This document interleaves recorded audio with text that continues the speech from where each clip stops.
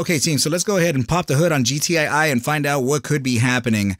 What is up, you guys? Thank you so much for stopping by. Once again, this is ARCa coming at you with a GTII technicals and raw price action thread of analysis on this Thursday. Before we get started, please make sure to subscribe to the channel, like the video, and share the video with a friend so that you and them could consider joining our trading community in Discord called ARCa Bulls. With that said, let's dive right into the charts. Okay, team, so if we, you know what, I said this to the FNGR crew that I would leave the ARQ algorithm up because of that very short-term time frame short signal that we got before that massive capitulation. And I'm actually noticing here on GTII on a back test that it actually gave us a very similar situation too.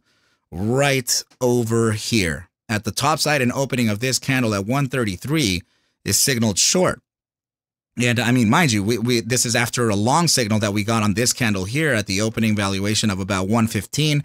Price action ended up going all the way up to 137, which then would give us that short signal at 133 for a take profit, right? So I think we may actually have to keep this, keep ARQ armor up when we are evaluating the ticker live in the AM and intraday, right? So yeah, team. So I know that as soon as I put up this email here, a lot of people have actually been reaching out regarding the algo set, which, by the way, it's a re-release, but we have essentially tightened up the algorithms and have since really shown some differences in the forward tests, right? So we're absolutely getting some pretty nice signals and quality signals. Okay, so let's go ahead and I mean, if we're going to be replying to everybody accordingly, right? So if you are interested, go ahead and send us an email here at pre-orders and info.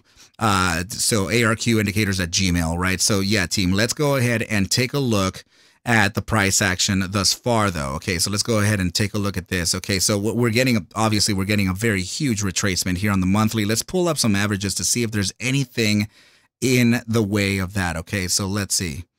Okay, so EMA 55 was a clear resistance, and now we're currently sitting at the monthly SMA 50.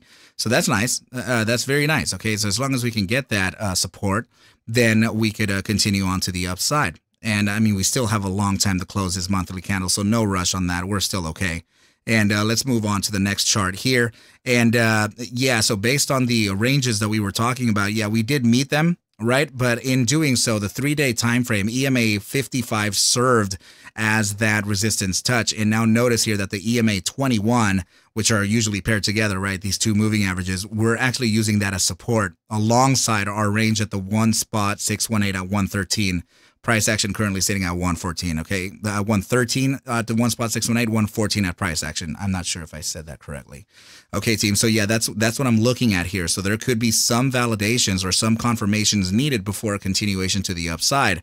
Let's go ahead and take a look at a couple other things here because they are of relevance to the current price action, right? So we spoke about the breakout from this wedge, and we also spoke about the potential or the likelihood of coming back to validate the newly converted, what was a resistance, into now a support, right, from that top trend line.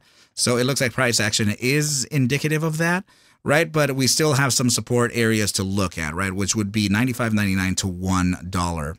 All right, so now let's go ahead and take a look at a couple other things here. Yeah, so I was thinking that maybe we could have faced that resistance from actually the bi-weekly Gaussian band reaching the mean band and getting a rejection from it, right? So oftentimes it does happen like that, team, just like here. Check this out, right? So mean band touch, retracement, and then we finally break upside of it. So that's kind of what I'm seeing potentially happen here for GTII yet again, based on the simple fact that literally this candle here was the 240-day mark.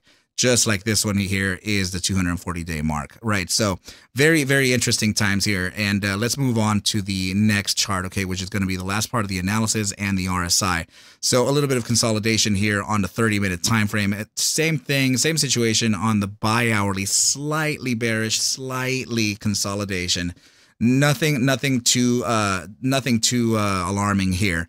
So now there is a downside suggestion on the 8-hour time frame, but notice that the moving average, the SMA 14 is still actually pivoted straight to the right. Same situation here with the 12-hour. We're still just pivoted straight to the right. And now notice here on the daily time frame that there is a short-term support to look at before a continuation to the upside. Okay, so the reason why I'm saying support here before a continuation to the upside is because this moving average is sitting in the gravitational zone of the bear part. Wow. Hey, man, I don't know what happened there. Swallowed some weird saliva. Anyway, yeah, we have that support right at the gravitational zone.